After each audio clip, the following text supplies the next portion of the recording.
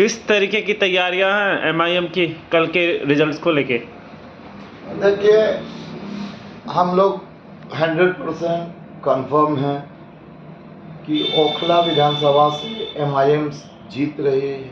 सिर्फ और इस वक्त मैं मौजूद हूँ अमानतुल्लाह खान के ऑफिस में और हमारे साथ मौजूद हैं आम आदमी पार्टी के कार्यकर्ता और बड़े लीडर जो कि बिहार से हैं, आस्कार हाशमी।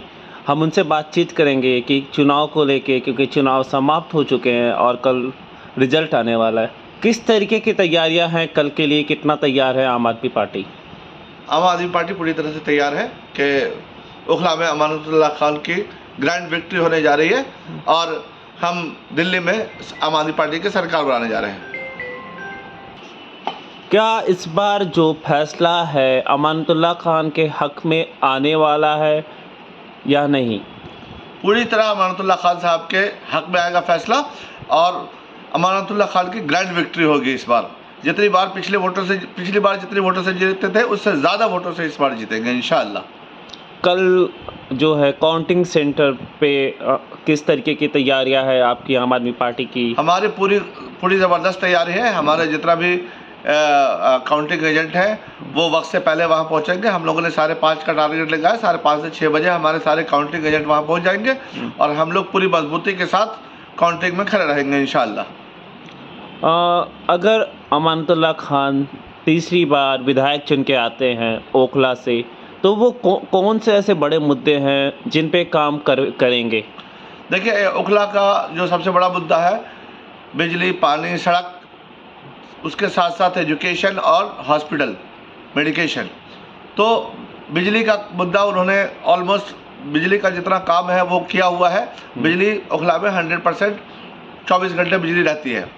पानी जो पीने का पानी है उसका लाइन जामिया तक आ चुका है। हमारा नेक्स्ट इसमें टारगेट ये होगा कि हम अगले 5 साल के अंदर जहाँ भी हो सके 100% लोगों तक पानी पहुँचा दें। और सड़कें जहाँ जहाँ गलियाँ खुदी हुई हैं वो सारी सड़कें हम इसी साल में हम 2025 में सारी सड़कें बना देंगे। लोगों के बीच थोड़ा नाराज़गी थी और अमानतुल्लाह खान ने भी ये बात मानी कि उनको शायद टाइम नहीं मिल पाया, वो जेल में थे और 2 महीने से जेल में जब वो आए हैं तो उन्होंने काम किया। तो क्या जो रुके काम हैं वो अब पूरे होंगे? देखिए, मैं आपको बता दूं क्लियरली इसमें देखिए इसमें नेता का कंट्रीब्यूशन क्या होता है कि एक बजटिंग होता है। एक बजट बना के नेता गवर्नमेंट से उसको पास कराता है और फंड जो है वो गवर्नमेंट से लेके कंसर्न डिपार्टमेंट को देता है। जैसे यहाँ पे IFCD इरिगेशन और फ्लड कंट्रोल डिपार्टमेंट काम करता है, उनको देता है या PWD को देता है। अब फ्लड कंट्रोल की जिम्मेदारी बनती है कि वो कितना जल्दी काम कराए। नेताजी ने वक्त जैसे ही उन्होंने बजट बना के DPR बना के और फंड अलॉटमेंट करा के अब IFCD को सबमिट कर दिया। वो काम सैंक्शन भी हो गया और टेंडर भी हो गया। अब काम करवाने की जिम्मेदारी बनती है फ्लड कंट्रोल डिपार्टमेंट की या दिल्ली जल बोर्ड की। अब जितना जल्दी हो सके हम उसके साथ साथ वो कॉन्ट्रैक्टर अपॉइंट करता है, कॉन्ट्रैक्टर काम करता है। हमारा काम है कॉन्ट्रैक्टर पे कमांड एंड कंट्रोल करके उसे जल्दी से जल्दी काम करवाना। हम अपनी पूरी कोशिश करेंगे कि जितना जल्दी हो सके वो काम खत्म हो जाए। ओखला विधानसभा से जो काउंसलर हैं वो आम आदमी पार्टी के नेचर हैं, जाकिर नगर हो चाहे हम अबुल फजल की बात करें, और कहीं ना कहीं हम देखते हैं कि लोग एक दूसरे को आरोप लगाते हैं। वो कहते हैं कि हम विधायक का काम कराते हैं। तो क्या इन पे किस तरीके से आप लोग तैयार हैं कि मिल के काम कैसे करेंगे? देखिए, जाहिर सी बात है कि जो सफाई है या सीवेज ड्रेनेज का काम जो है, मेंटेनेंस का काम वो काउंसलर का होता है। अब काउंसलर अगर नहीं करा पा रहे हैं तो हम उसको कराते हैं, क्योंकि लोगों को क्या पता कि ये काउंसलर का काम है या विधायक का काम है। हम कभी अपनी जिम्मेदारी से हटते रहिए। जब उनकी भी जिम्मेदारी है, जो उनकी जिम्मेदारी है उस पर भी हम काम करते हैं। सफाई भी हम करा रहे हैं। देखा होगा आपने कि विधायक जी 1 दिन से लेकर कंटिन्यूअस जो है वो सफाई का काम करवा रहे हैं। फिर सीवेज ड्रेनेज की भी क्लीनिंग का काम करवा रहे हैं। तो व्हाटएवर जो भी सिचुएशन है, हम लोगों को तकलीफ नहीं होने देंगे। अगर काउंसलर काम नहीं कराता है तो हम काम करा के लेकिन लोगों को पूरी सुविधा प्रोवाइड करेंगे। जो दूसरी पार्टियां हैं ऑपोजिशन में इस बार जो इलेक्शन लड़ रही हैं, जो एक पूरा इलेक्शन जो था कहीं ना कहीं त्रिकोणीय था। ये था कि वोट जो है कहीं ना कहीं मनीष चौधरी को फ़ायदा हो सकता है, बीजेपी को फ़ायदा हो सकता है। तो इलेक्शंस के बाद ऐसा लगा आपको कि वोट बटे हैं? देखिए, वोट बटा नहीं है। एक्चुअली क्या है, ओखला के जो वोटर है ना वो बहुत समझदार है, वो जिधर वोट जो जीतने वाला होता है उसी को वोट करते हैं। अब देखिए, जो तीसरा कैंडिडेट आया, जिस तीसरी पार्टी जो MIM की पार्टी थी, वो जो कैंडिडेट आया उससे वोटर में और एग्रेशन आया, परसेंटेज ऑफ वोट बढ़ा, लोगों ने बढ़ चढ़ के हिस्सा लिया, उससे हमें और ज़्यादा फायदा हुआ। और उम्मीद है कि जो हम पिछली बार जितने वोट से जीते थे उससे ज़्यादा वोटों से इस बार जीतेंगे इंशाअल्लाह। एग्जिट पोल में जो है बीजेपी को जिताया जा रहा है और आम आदमी पार्टी की कहीं ना कहीं जो मुश्किल है, बहुमत मुश्किल लग रही है, तो क्या लग रहा है कि एग्जिट पोल पे यकीन करना चाहिए या हमें कल रिजल्ट का वेट करना चाहिए? देखिए, एग्जिट पोल जो है वो हम एग्जिट पोल पे कभी बिलीव ही नहीं करते। कभी एग्जिट पोल, जब हमें 67 सीट आई तब भी एग्जिट पोल जो है हमें हरा रहा था, जब हमें 62 सीट आई तब भी एग्जिट पोल हमें हरा रहा था। और इस बार हम अच्छा बहुमत लाएंगे, हम 60 क्रॉस करेंगे इस बार भी।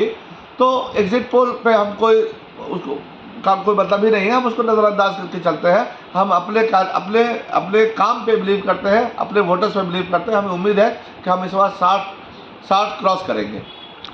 इलेक्शन के टाइम पे अपोजिशन के साथ कहीं ना कहीं थोड़ी तीखी बहस हुई लोगों के बीच में। अगर अमानतुल्लाह खान तीसरी बार चुन के आते हो तो क्या उन चीज़ों को ख़त्म करके फिर से काम स्टार्ट करेंगे? क्योंकि उस टाइम में कहीं ना कहीं हमने देखा कई बार कार्यकर्ताओं में झड़प हुई है, उन चीज़ों को भूल के आगे बढ़ेंगे, काम करेंगे? देखिए, हम तो किसी को अपोजिशन मानते ही नहीं है। जब हम एक बार जीत के आ गए तो पूरी जनता, हमारी पूरी ओखला विधानसभा की जनता है, उसमें कोई अपोजिशन नहीं है, कोई कास्ट नहीं है, कोई क्रीड नहीं है, कोई छोटा नहीं है, कोई बड़ा नहीं है। हम जिसके लिए भी काम करेंगे, हम सारे समुदाय के लिए, सारे वोटर्स के लिए, सारे सपोर्टर्स के लिए, सारे अपोजिशन के लिए, सबके लिए काम करेंगे। हम किसी एक स्पेसिफिक आदमी के लिए काम नहीं करेंगे, हम करेंगे तो पूरे समाज के लिए काम करेंगे। वो हमारी जिम्मेदारी है, हमारा दायित्व है। आम आदमी पार्टी की जो योजनाएं थी मैनिफेस्टो में इस बार, वो लागू होंगी ओखला में और कितनी तेजी से लागू होंगी, उसका फायदा कब? वो सिर्फ ओखला में नहीं, पूरी दिल्ली में ही लागू होगी।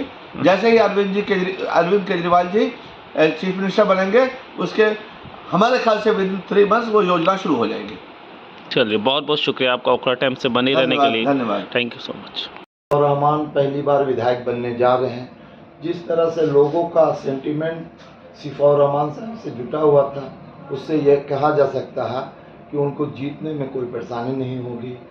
हम लोग के पास 80 से 90 हज़ार वोट आने की उम्मीद है, और उम्मीद नहीं, 90 से ज़्यादा भी हो सकता है। लोगों ने जिस तरह से हम लोगों को फीडबैक दिया है, तो हम लोग ये कह सकते हैं कि हम लोग कल जीत रहे हैं। और कल सिफाउर रहमान नहीं रहेंगे, तो आएंगे, साइन करके चले जाएंगे।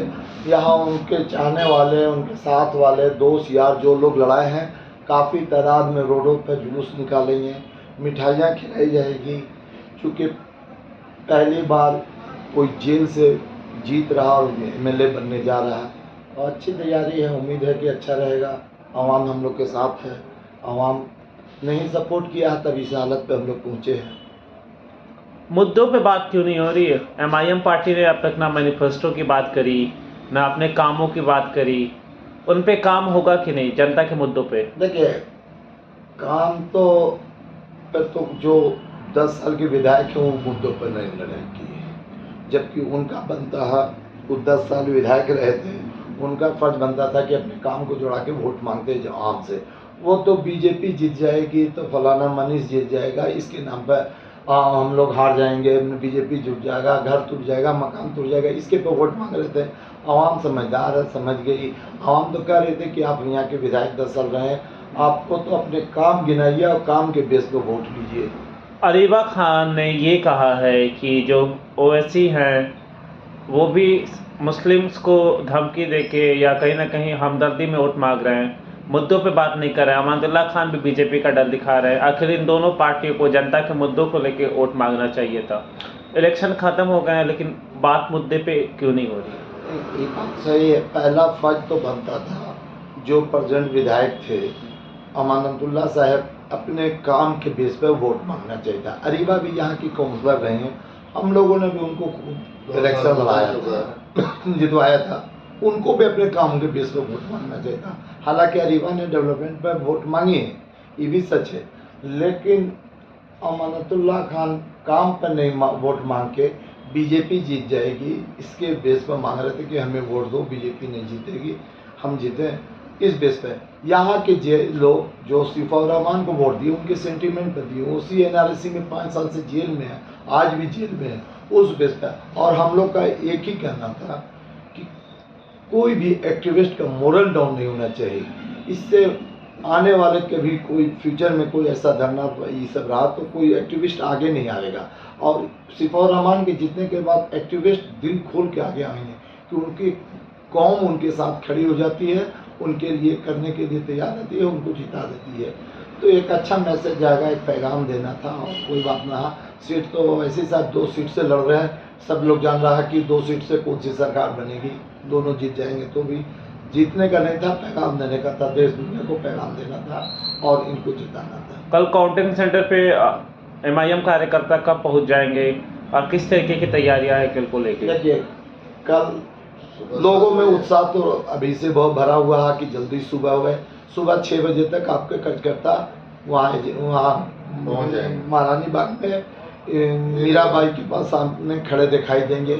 कुछ लोग अंदर जाएंगे जिनका बना हुआ पास, बाकी लोग वहाँ से वेट करेंगे और वहीं से जुलूस के शक्ल में करते हुए यहाँ बड़ा हुजूम एक साथ जमा हो जाएगा। 40 फीटे पे भी आएंगे, अबुल फजल में आएंगे, ओखला हेड पर आएंगे, बड़ा शक्ल में निकाला जाएगा। उम्मीद तो यही कर रहे हैं हम लोग। फैसला आपके हक में आएगा, अगर आपके हक में नहीं आता तो उसके लिए आप लोग तैयार है कि नहीं?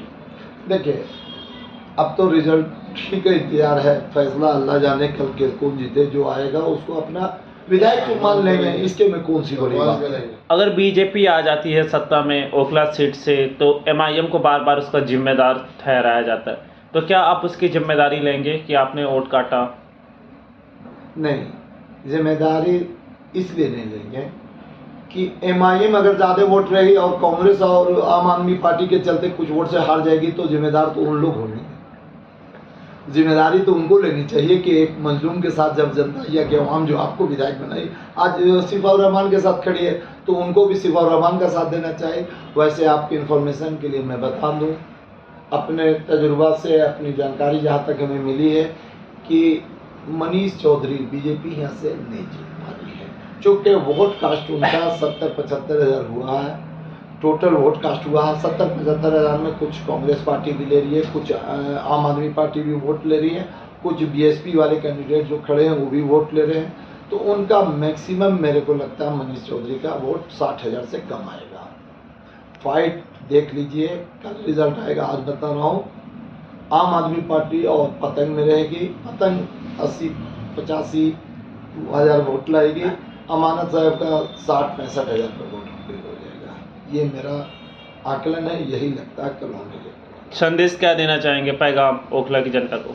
संदेश ओखला की जनता को कहेंगे कि इलेक्शन मोड से बाहर आइए, अपने कारोबार में लग जाइए।